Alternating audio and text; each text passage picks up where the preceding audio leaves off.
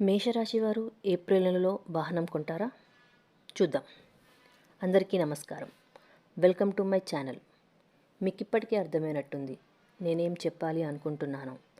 మేషరాశి వారు ధనవంతులు అవుతారో లేదో, దానితో పాటు శని దోషం కూడా ఉందో లేదో చూద్దాం.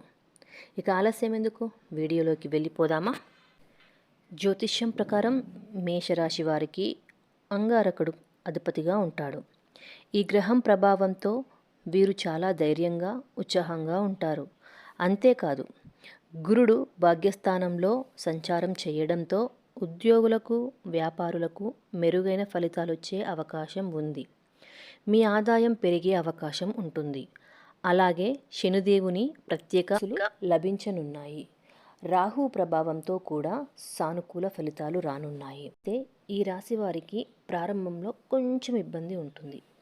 ఈ నేపథ్యంలో మేషరాశి వారికి కెరీర్ పరంగా, ఆదాయం పరంగా, ఆరోగ్యం, కుటుంబ జీవితంలో ఎలాంటి ఫలితాలు రానున్నాయనే ఆసక్తికరమైన విషయాలను ఇప్పుడు తెలుసుకుందాం. మేషరాశి వారు ఎక్కువగా హనుమంతుణ్ణి పూజించాలి. ఇంకా లక్కీ కలర్ వచ్చేసి ఎరుపు.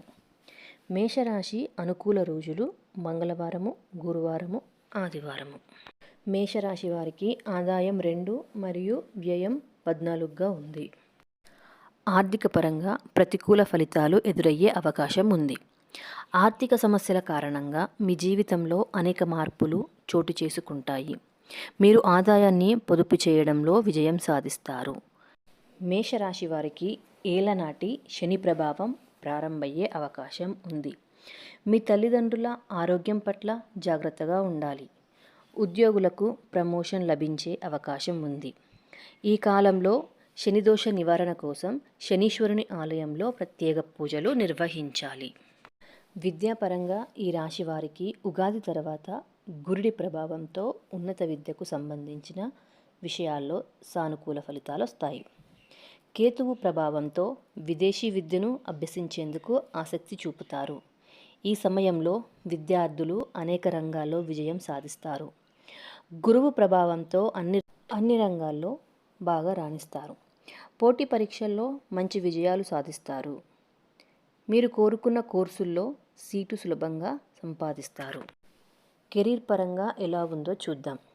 మేషరాశి వారికి కెరీర్ పరంగా, వ్యాపార పరంగా తెలుగు నూతన సంవత్సరంలో అద్భుతమైన ప్రయోజనాలు కలగనున్నాయి. వ్యాపారంలో మీ సోదరుల నుంచి పూర్తి మద్దతు లభిస్తుంది. ఉద్యోగులకు తమ సోదరుల నుంచి పూర్తి మద్దతు లభిస్తుంది. అయితే కార్యాలయంలో మీకు శత్రువుల నుంచి కొన్ని ఇబ్బందులు ఎదురయ్యే అవకాశం ఉంది. కాబట్టి ఎవరిని నమ్మకుండా చాలా జాగ్రత్తగా ఉండాలి. ఆరోగ్యపరంగా మీకు ఎలా ఉందో ఇప్పుడు చూద్దాం. ఈ రాశి వారు తెలుగు నూతన సంవత్సరంలో ఆరోగ్యపరంగా మెరుగైన ఫలితాలు రానున్నాయి. అయితే మీ జీవన శైలికి మెరుగుపరుచుకోవడానికి ప్రయత్నించాలి. ఏదైనా ఆర్థిక సమస్య లేదా ఇతర సమస్యల వల్ల ఒత్తిడికి గురి కాకూడదు.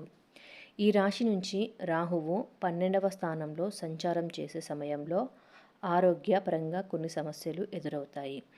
అయితే రాహువు తన స్థానాన్ని మారిన వెంటనే మీ ఆరోగ్య సంబంధిత సమస్యలన్నీ తొలగిపోయే అవకాశం ఉంది.